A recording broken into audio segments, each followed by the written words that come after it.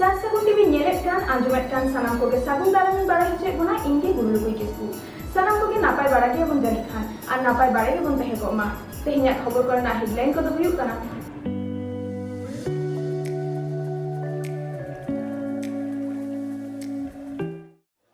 ᱵᱟᱦᱟ ᱯᱚᱨᱚᱵᱽ ᱦᱤᱞᱳᱜ ᱚᱲᱟᱜ ᱨᱮ ᱥᱮᱸᱜᱮᱞ ᱞᱟᱜᱟᱣᱮᱱᱛᱮ ᱡᱷᱚᱛᱚᱣᱟᱜ ᱞᱚ ᱛᱚᱨᱚᱡ ᱪᱟᱵᱟᱭᱮᱱᱟ। ᱪᱟᱸᱫᱳ ᱵᱟᱵᱟᱣᱟᱜ ᱢᱮᱱ ᱡᱚᱝᱟᱜ ᱚᱠᱚᱭ ᱦᱚᱸ ᱵᱟᱝᱵᱚᱱ ᱵᱟᱰᱟᱭ ᱛᱤᱭᱳᱜ ᱫᱟᱲᱮᱭᱟᱜᱼᱟ। ᱩᱱᱤᱭᱟᱜ ᱢᱮᱱ ᱡᱚᱣᱟᱜ ᱞᱮᱠᱟᱜᱮ ᱡᱚᱛᱚᱣᱟᱜ ᱦᱩᱭᱩᱜ ᱠᱟᱱᱟ ᱢᱮᱱᱛᱮ ᱯᱟᱹᱛᱭᱟᱹᱣ ᱢᱮᱱᱟᱜ ᱛᱟᱵᱚᱱᱟ। ᱚᱱᱟ ᱠᱷᱟᱹᱛᱤᱨ ᱜᱮ ᱛᱟᱠ ᱵᱟᱛᱟᱨ ᱨᱮᱵᱚᱱ ᱵᱟᱠᱷᱮᱲ ᱛᱤᱭᱳᱜ ᱜᱚᱫᱟ ᱦᱟᱭ ᱪᱟᱸᱫᱳ ᱱᱮᱥ ᱫᱚ ᱫᱟᱜ ᱵᱟᱢ ᱡᱟᱹᱲᱤᱭᱟᱜ ᱞᱮᱭᱟ ᱟᱨ ᱥᱮ ᱦᱚᱭ ᱫᱟᱭ ᱫᱟᱜ ᱮᱫᱟᱭ ᱟᱨᱦᱚᱸ ᱱᱚᱝᱠᱟ ᱜᱮ ᱡᱚᱛᱚ ᱡᱚᱠᱷᱚᱡ ᱜᱮᱵᱚᱱ ᱧᱩᱢ ᱛᱟᱞᱟᱭᱮ ᱠᱟᱱᱟ। ᱪᱟᱞᱟᱣᱮᱱ ᱥᱮᱨᱢᱟ ᱫᱟᱜ ᱵᱟᱭ ᱡᱟᱹᱲᱤ ᱞᱮᱫ ᱛᱮ ᱦᱩᱲᱩ ᱵᱟᱝᱠᱚ ᱨᱚᱦᱚᱭ ᱫᱟᱲᱮᱭᱟᱣ ᱠᱟᱫᱟ ᱟᱹᱰᱤ ᱟᱭᱢᱟ ᱴᱚᱴᱷᱟ ᱠᱚᱨᱮ। ᱡᱤᱣᱤ ᱵᱟᱧᱪᱟᱣ ᱞᱟᱹᱜᱤᱫ ᱡᱟᱦᱟᱸ ᱞᱮᱠᱟᱛᱮ ᱱᱟᱞᱦᱟ ᱛᱩᱢᱟᱹᱞ ᱠᱟᱛᱮ ᱟᱯᱟᱥᱩᱞᱚᱜ ᱠᱟᱱᱟ ᱠᱚ ᱨᱮᱸᱜᱮᱡ ᱱᱟᱪᱟᱨ ᱦᱚᱲ। ᱱᱚᱝᱠᱟᱱ ᱚᱠᱛᱚ ᱨᱮ ᱢᱩᱦᱤᱢ ᱜᱩᱨᱞᱟᱹᱣ ᱦᱮᱡ ᱮᱱᱟ ᱵᱤᱨᱵᱷᱩᱢ ᱡᱮᱞᱟ ᱨᱮᱱᱟᱜ ᱨᱟᱡᱽᱱᱚᱜᱚᱨ ᱛᱷᱟᱱᱟᱛᱟᱹᱨᱤ ᱨᱮ ᱢᱮᱱᱟᱜ ᱯᱟᱦᱟᱲᱤ ᱜᱚᱲᱟ ᱰᱩᱝᱨᱤᱰᱤ ᱨᱮ। ᱯᱟᱨᱚᱢᱮᱱ ᱵᱩᱫᱷᱵᱟᱨ ᱦᱤᱞᱳᱜ ᱵᱟᱦᱟ ᱯᱚᱨᱚᱵᱽ ᱧᱩᱛᱩᱢ ᱛᱮ ᱡᱟᱦᱮᱨ ᱜᱟᱲ ᱨᱮ ᱵᱚᱸᱜᱟ ᱵᱩᱨᱩ ᱪᱟᱞᱟᱜ ᱠᱟᱱ ᱛᱟᱦᱮᱸᱫ। ᱴᱷᱤᱠ ᱚᱱᱟ ᱥᱚᱢᱚᱭ ᱨᱮ ᱟᱪᱠᱟ ᱜᱮ ᱟᱛᱩ ᱥᱮᱸᱜᱮᱞ ᱞᱟᱜᱟᱣᱱᱟ 9 ᱚᱲᱟᱜ ᱨᱮ। ᱚᱲᱟᱜ ᱨᱮ ᱛᱟᱦᱮᱸ ᱠᱟᱱ ᱡᱚᱛᱚ ᱜᱮ ᱞᱚ ᱛᱚᱨᱚᱡ ᱪᱟᱵᱟᱭᱮᱱᱟ। ᱡᱚᱢ ᱞᱟᱹᱜᱤᱫ ᱡᱟ ᱩᱰᱟᱹᱝ ᱪᱟᱣᱞᱮ ᱛᱟᱦᱮᱸ ᱠᱟᱱ ᱠᱤᱪᱨᱤᱡ ᱞᱟᱹᱠᱛᱤᱭᱟᱱᱟᱜ ᱠᱟᱜᱚᱡᱽ ᱡᱚᱛᱚ ᱜᱮ ᱞᱚ ᱛᱚᱨᱚᱡ ᱪᱟᱵᱟᱭᱮᱱ ᱛᱟᱠᱚᱣᱟ। ᱢᱩᱦᱤᱢ ᱨᱮ ᱯᱟᱲᱟᱣ ᱟᱠᱟᱱ ᱠᱚ ᱵᱟᱝ ᱠᱚ ᱵᱩᱡᱷᱟᱹᱣ ᱧᱟᱢᱮᱫ ᱠᱟᱱᱟ ᱥᱚᱨᱠᱟᱨ ᱠᱷᱚᱱ ᱱᱤᱭᱟᱹ ᱛᱟᱭᱚᱢ ᱜᱚᱲᱚ ᱥᱚᱯᱚᱦᱚᱫ ᱠᱚ ᱧᱟᱢᱟ ᱥᱮ ᱵᱟᱝ। ᱢᱩᱦᱤᱢ ᱨᱮᱱᱟᱜ ᱰᱚᱜᱚᱨ ᱟᱸᱡᱚᱢ ᱠᱟᱛᱮ ᱵᱷᱟᱨᱚᱛ ᱡᱟᱠᱟᱛ ᱢᱟᱹᱡᱷᱤ ᱯᱟᱨᱜᱟᱱᱟ ᱢᱚᱦᱚᱞ ᱯᱟᱦᱴᱟ ᱠᱷᱚᱱ ᱯᱟᱦᱟᱲᱤ ᱜᱚᱲᱟ ᱰᱩᱝᱨᱤᱰᱤ ᱟᱛᱩ ko ᱥᱮᱴᱮᱨ ᱞᱮᱱᱟ। मुहिम रे मेना को हड़ को साव नापाम काते दुख रेना कथा को आंजम के ताकुआ सरकार पाहटा खन गड़ो सपह नाम लगी संगे रे ताहेन लगी आंगीभार को हताव कदा तिहिं जे नय आपे जुनी पुटुर कना नवा लेकाते आपे तिना कष्ट रे मेना पे से तिना दुख रे मेना पे जोहार गी इᱧ ᱧᱩᱛᱩᱢ सुकल सराय अतु ᱧᱩᱛᱩᱢ डुंगरीडी ग्राम पंचायत गांगमणी ब्लॉक तला राजनगर थाना राजनगर जिला बीरभूम बुधवार हिलो 12टा समय का ओड़ा रे सेंगेल लगावना ᱦᱮᱸ बुधवार हिलो आले बाहा दिन ताले onte gi ᱡᱟᱦᱮᱨ ᱥᱮᱫ ᱨᱮᱜᱮ ᱞᱮ ᱠᱟᱹᱢᱤ ᱠᱟᱱ ᱛᱟᱦᱮᱱᱟ ᱡᱚᱛᱚ ᱠᱚᱲᱟ ᱚᱱᱛᱮ ᱞᱮ ᱥᱮᱱ ᱪᱟᱵᱟᱣ ᱠᱟᱱᱟ ᱮᱠᱷᱚᱱ ᱠᱚᱲᱟ ᱦᱚᱸ ᱴᱚᱞᱟ ᱨᱮ ᱚᱠᱟ ᱠᱚᱨᱮ ᱪᱚ ᱵᱟᱹᱱᱩᱜ ᱠᱚᱣᱟ ᱜᱚᱜᱚ ᱦᱚᱲ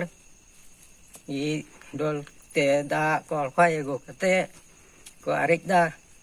ᱟᱨᱮᱡ ᱛᱮᱜᱮ ᱮᱢᱚᱱ ᱥᱮᱸᱜᱮᱞ ᱥᱤᱨᱜᱟᱹᱣᱱᱟ ᱟᱨ ᱵᱟᱞᱮ ᱥᱟᱢᱲᱟᱣ ᱫᱟᱲᱮᱭᱟᱫᱟ ᱚᱱᱠᱟ ᱚᱱᱠᱟ ᱛᱮᱜᱮ ᱮᱠᱫᱚᱢ ᱵᱟᱨᱭᱟ ᱯᱮᱭᱟ ᱚᱲᱟᱜ 5-6টি orang lo sapai gadi ho singgah dari gadi ho fon tigi gadi ane hijuk kenang tak khe orang lo sapai cabai नवा रे अडी कष्ट रे के बिना पे ताले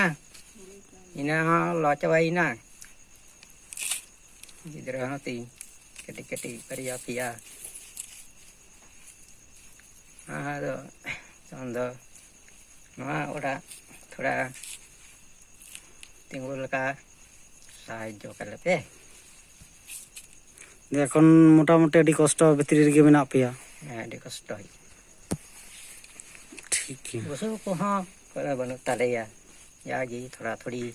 ऐसा चासबा होई लेना जोहार ᱟᱢᱟᱜ ᱧᱩᱛᱩᱢ ᱫᱚ ᱪᱮᱫ? ᱤᱧᱟᱹᱜ ᱧᱩᱛᱩᱢ ᱠᱟᱞᱩ ᱥᱚᱨᱮᱱ ᱴᱚᱞᱟ ᱧᱩᱛᱩᱢ ᱫᱚ ᱰᱩᱝᱨᱤᱰᱤ ᱯᱟᱦᱟᱲᱤ ᱜᱚᱲᱟ ᱪᱮ ᱯᱚᱧᱪᱟᱭᱮᱛ ᱵᱞᱚᱠ ᱠᱚ ᱠᱟᱱᱟ थाना राजनगर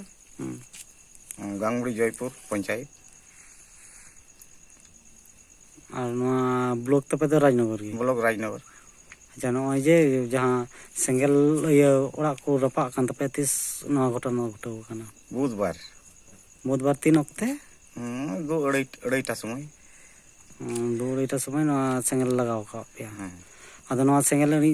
लेकाते आपे चिट को पे व्यवस्था ला एंडे खोई गी पुलिस को हेलना गडी बरिया हेलेना फायर ब्रिगेड को गडी को गुलेदा ना दा ये अणी लगा गडी जे आपे नोडे तीन परिवार पे एव काना जे जुंडी काना मोड़े ओड़ा पे जुंडी काना और तीन नित धबी ते आपे सरकार को चिट को पे नाम केदा कंबल किचरी को और चावले तीन कते को अंको पे 24 केजी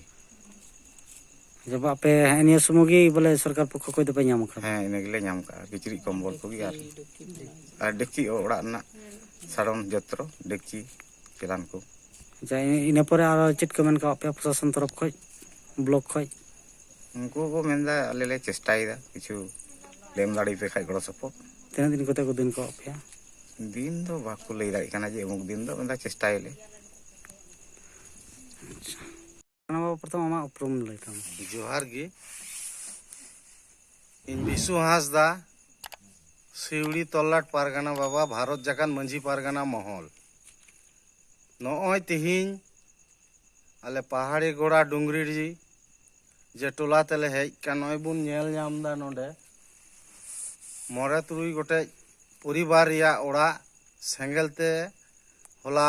बुधवार हिले 2:30 बजे समय लॉचिन छतुरेन तकुआ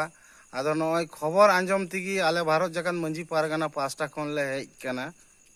नोआ सांघार लगी खबर हताव लगी नोडे आबो सांथार भया को चिलिका मिना कोआ चिलिका दुख हारकित हिना कोआ से सरकार पास्टा खन राजनगर ब्लॉक पास्टा खन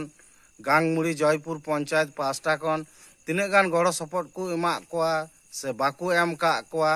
नोआ को तथ्य तलाश खोज खबर को हताव लगी आले तिहिन नीतो नोडेले शहर सेटेर कना